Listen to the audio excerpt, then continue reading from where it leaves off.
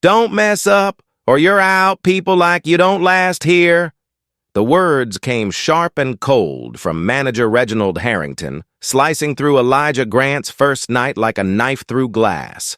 The warning wasn't just about performance. It dripped with something heavier, something Elijah had known all too well in other uniforms, in other places. The Langford Hotel shimmered with chandeliers and polished marble floors, its air perfumed with wealth and expectation.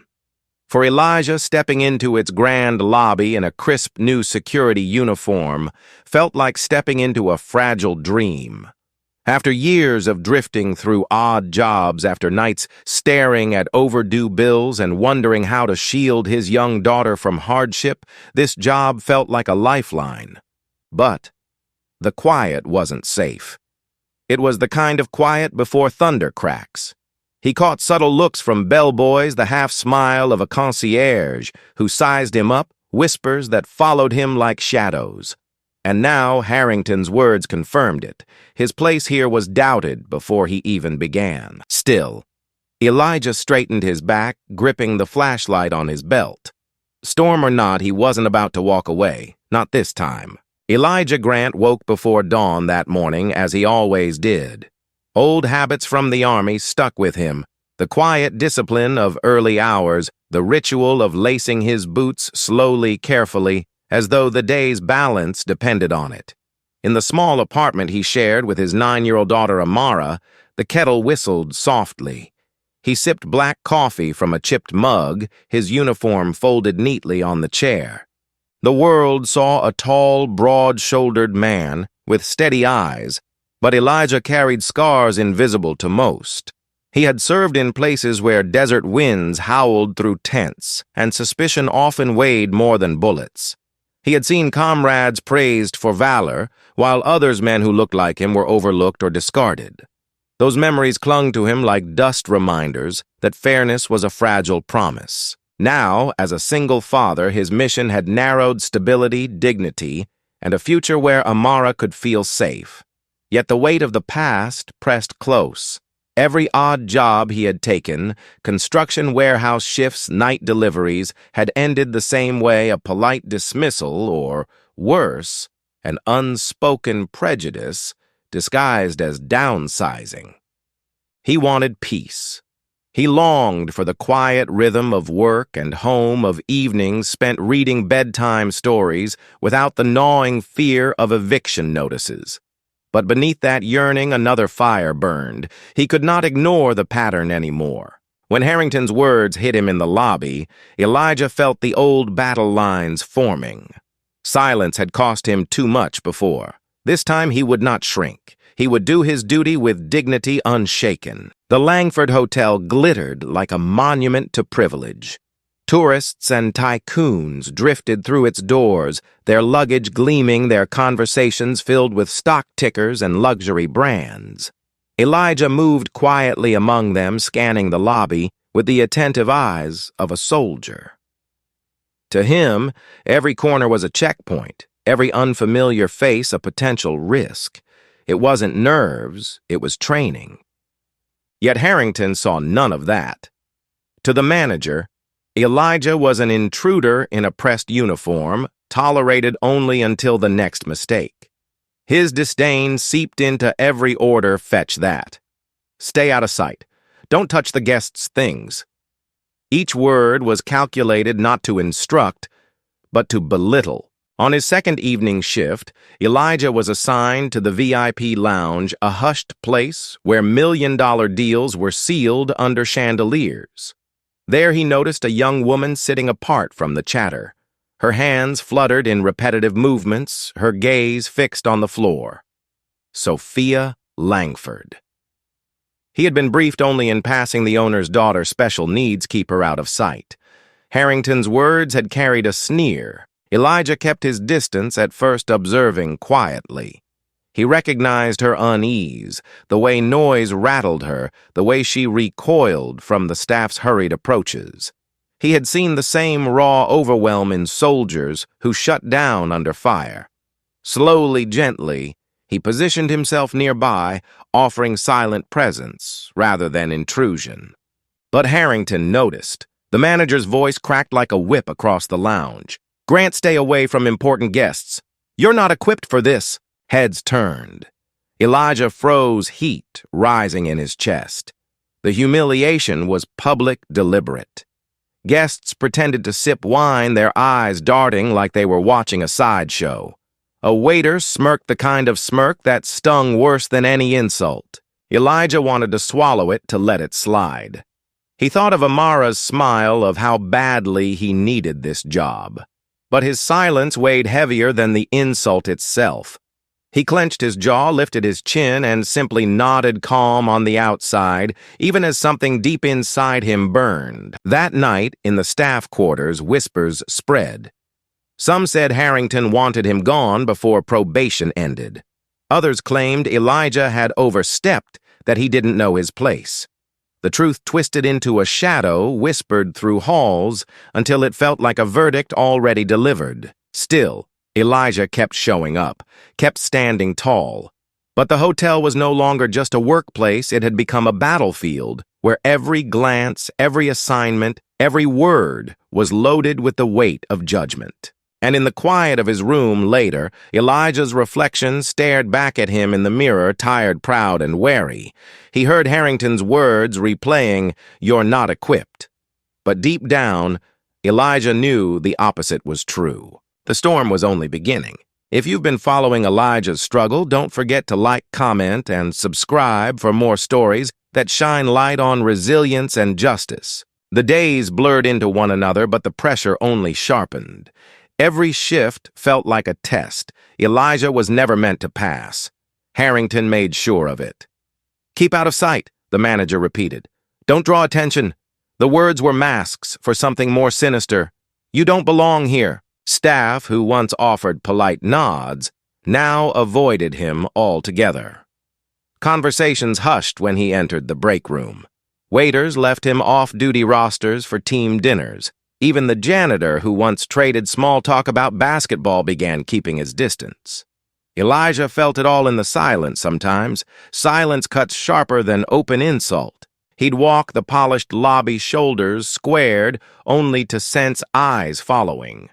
Bellboys whispered, concierges smirked behind gloved hands. Elijah's mere presence had become a spectacle. He reminded himself to breathe, to keep his posture steady, to never let them see the sting. Soldiers learn, once your enemy sees the crack, they push until you shatter. Still, there were nights when the armor faltered. He would slip away to a corner of the parking lot during his break, pull out his phone, and call home. Amara's voice lifted him. "Daddy, did you have a good day?" "Of course, Princess," he would say, forcing a smile she couldn't see. "Daddy's making sure the hotel is safe." Her giggle was pure sunlight. Yet when the call ended, he was left staring at his reflection in the black screen, feeling the weight of every lie. Then came the media sting. Somehow, a staff complaint leaked painting him as unreliable, untrained, even intimidating to guests. Local blogs ran with it, Langford Hotel's security under fire. The words wrapped around him like chains. Guests eyed him differently, murmuring as if the headlines had already passed judgment. The injustice cut deep. He had followed orders, respected boundaries, held his silence. Still, he was the one singled out. His chest tightened with the same suffocating feeling he remembered from the military moments when soldiers of color bore blame for mishaps they never caused. Different battlefield, same poison. One evening, while managing the lobby, the incident Harrington was waiting for arrived. A guest dropped her shopping bags at the revolving door. Elijah rushed to help. He gathered the items, quickly returning them with a polite nod. Yet by the time Harrington appeared, the story had already twisted. "You startled the lady," Harrington accused loudly. "Do you understand how fragile our guest's comfort is?" His voice carried sharp enough for everyone to hear. The guest looked startled indeed, but more by Harrington's anger than Elijah's action. Still, she nodded quickly, eager to flee the spotlight. The verdict was delivered in private later. Harrington's office air thick with cologne and disdain. Another mistake, Grant. One more slip and you're gone. This hotel cannot risk appearances. He leaned in, voice dripping venom. Face it. You're a liability. Elijah stood frozen fists clenched at his sides, knuckles white. He wanted to shout, to throw back every insult. But instead he breathed deeply the way he had taught Amara when nightmares woke her in the night. In through the nose, out through the mouth. When he stepped out of that office, his confidence felt like evidence stolen, erased, as if it had never existed. Staff avoided his gaze, their silence heavy. The hotel walls, once echoing with luxury, now pressed in on him like a cage. And yet something inside refused to break. He could feel it small, but alive. A voice that whispered, "Not this time. Not this way." The isolation deepened, yes, but so did the resolve. The gala night arrived like a storm dressed in silk and gold. The Langford Hotel was lit brighter than ever, its marble floors gleaming chandeliers, throwing prisms across gowns and tuxedos. Celebrities, investors, and politicians filled the ballroom, their laughter rising above the string quartet. For Elijah, stationed near the grand doors, it was just another shift, a battlefield disguised in perfume and champagne. He scanned the crowd with soldier's precision. His job was to remain invisible, but the habit of vigilance never left him. That's when he saw her, Sophia Langford, standing near the far wall. Her dress shimmered, but her eyes darted rapidly, her hands twisting together. The music swelled, glasses clinked, and her breathing grew ragged.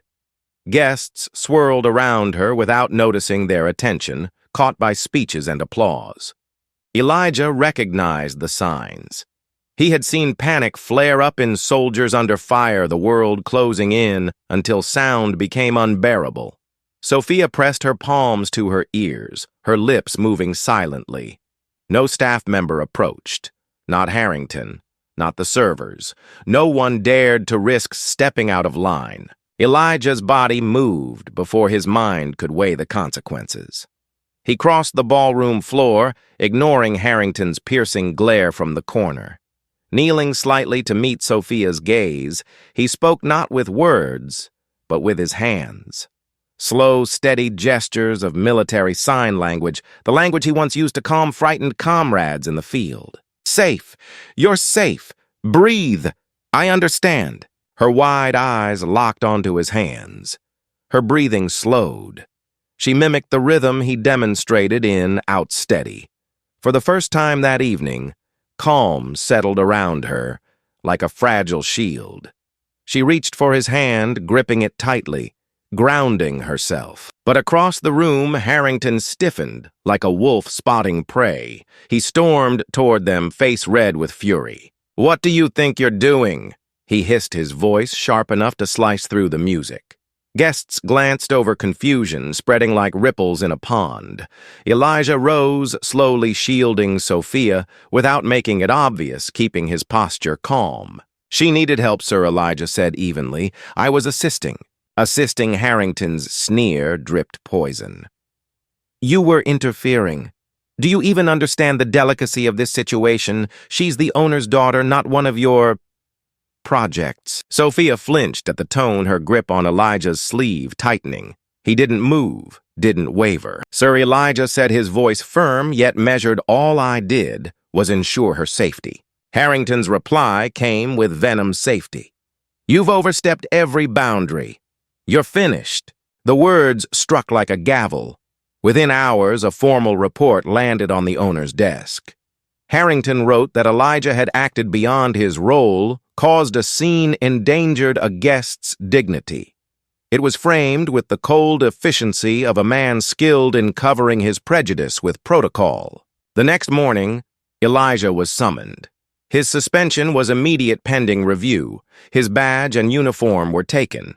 Walking out of the service entrance, stripped of the only stability he had fought for, he felt the bitter taste of defeat. Yet something inside was different this time. He had not stood silent. He had acted with dignity, compassion, and courage. Sophia's hand gripping his, her eyes softening with relief. Those moments mattered. They were not nothing. They were proof. As he sat on the curb outside the hotel, staring at the city lights, a question lingered in the night air. Would this be the end of his fight? Or just the beginning? The suspension hit Elijah like a hammer. Days stretched into uneasy silence, his apartment filled only with the faint hum of the fridge and Amara's whispered questions. "Daddy, are you going back to work?" He would smile, brushing her curls back. "Soon, princess. I just need to fix something first." But inside, doubt clawed at him.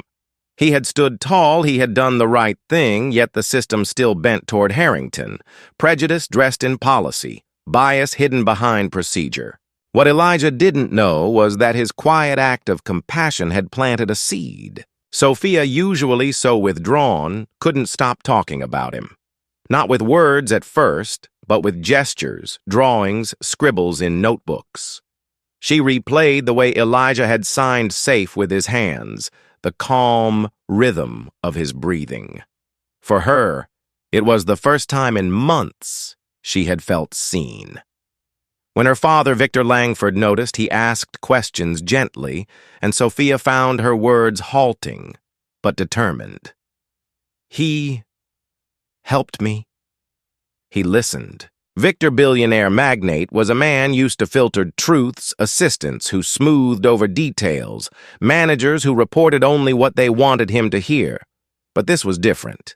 His daughter's testimony carried a raw honesty no one could counterfeit. Intrigued, Victor began to dig quietly.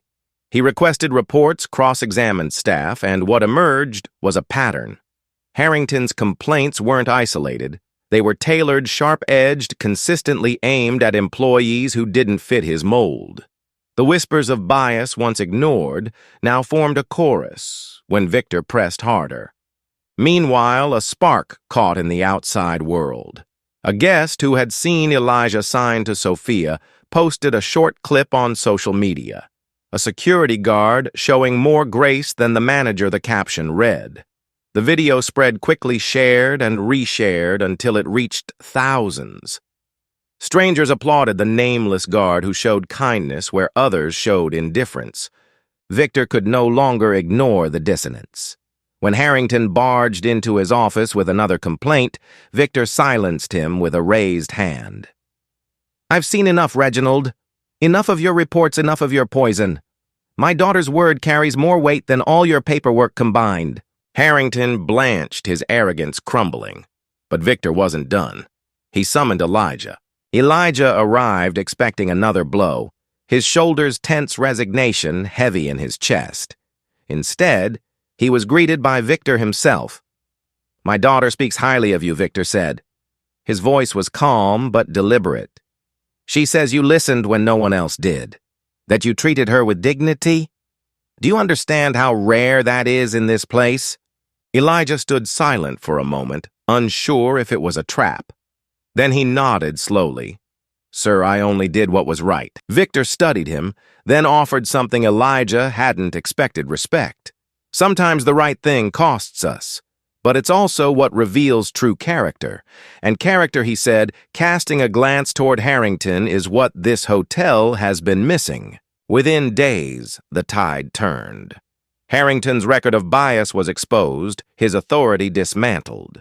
Staff who once whispered in fear began to speak openly. Some even apologized to Elijah, their shame evident. The media, sensing a story, latched onto the scandal. Manager fired for discrimination at luxury hotel. For Elijah, the vindication was bittersweet. His name, once dragged through rumor, was now lifted as the man who showed humanity when others failed. And with Victor's word, he was not only reinstated, but offered a promotion head of guest security. When Elijah walked back into the lobby, uniform pressed posture, tall, the chandeliers no longer mocked him. They reflected a man who had weathered the storm and held his ground. Sophia spotted him from across the room, her smile wide, her hands, signing the word she remembered best: safe. And for the first time in years, Elijah felt it too. Victory did not arrive wrapped in celebration. It came quietly with the hollow echo of something lost along the way. Elijah had his badge back, his promotion, and the respect of the hotel's owner. Yet as he walked the halls in his new role, he noticed the small fractures that remained. Some staff greeted him warmly, now eager to align themselves with the shift in power. But others kept their distance, their smiles stiff, their eyes measuring. Prejudice did not vanish overnight. It simply learned to whisper softer. And inside, Elijah, the cost lingered. The weeks of humiliation, the sting of rumor, the silence of isolation, these things did not disappear with a promotion. They left scars of exhaustion. At home, Amara noticed the weight in her father's shoulders. "You're tired, Daddy." He kissed her forehead gently. "A little. But we're okay now." The truth was harder. He had fought, endured, and won, but the battle drained him. Nights he found himself staring out the window, replaying Harrington's voice, the looks from colleagues, the doubt that had nearly crushed him. Justice, he realized, was never easy, never clean. It was fragile, complicated, and always imperfect. Sophia still sought him out, her trust in him a quiet balm. She would wave or sign a word when she passed him in the lobby. To her, he was not just a guard, he was a friend who had listened. That meant more to Elijah than any title. And yet he carried the awareness that tomorrow could bring another test, another prejudice cloaked in formality. His victory was real, but incomplete. Justice had arrived, but it asked a price-energy peace of mind and the reminder that resilience is built not from winning once, but from rising again and again. Elijah chose not to seek the spotlight. Instead, he turned inward, guiding younger employees, quietly reminding them to stand tall, to carry dignity, like armor. He knew the battle against prejudice would not end with Harrington. It was larger, older, stitched into society's very fabric. His story was not of triumph alone. It was of endurance, of weathering storms without losing oneself completely. Justice had been served, but like all victories of its kind, it was only partial. The ripple of Elijah's ordeal spread farther than he expected. The scandal around Harrington didn't vanish. When the man was escorted out, it ignited conversations. Within weeks, the Langford Hotel announced a full review of its hiring and management practices. New training sessions on diversity and guest care were introduced, no longer treated as paperwork, but as essential. Employees who once stayed silent found courage to share their own stories of bias, their voices no longer drowned out by fear. A petition circulated among staff demanding transparency in promotions and disciplinary actions. For the first time, the Grand Hotel, a symbol of exclusivity, began to feel accountable to the very people who kept its heart beating. Victor Langford made changes too. He launched a foundation in Sophia's name advocating for autism awareness and inclusive employment. Sophia herself, smiling calmer, more confident, recorded a video with her father speaking about kindness and understanding. She mentioned Elijah not by name, but as the person who made me feel safe. The clip touched thousands online. Elijah, however, stayed in the background. He didn't chase headlines or applause. Instead, he chose the steady rhythm of his duties, the quiet of guiding younger guards, the peace of returning home to Amara. On Sundays, he swept the small yard of their apartment building, humming softly, watching his daughter play. Sometimes he carried fresh flowers to a small memorial in the city park, placing them in memory of comrades lost to prejudice and silence. Change had begun, not perfect, not complete, but real, and Elijah walked with his community, steady, resilient, a reminder that dignity can bend the arc of justice, however slowly. Elijah's journey reminds us that courage isn't always loud. It's often the quiet choice to stand firm when the world tells you to shrink. His dignity sparked change, his kindness gave strength, and his resilience became a voice for many who go unheard. If his story moved, you don't let it stop here. Click on the next video on your screen to explore more tales of resilience and hope. Share your thoughts in the comments. Did Elijah's fight inspire you? And don't forget to subscribe. It's free, and every story we tell is meant to lift you up.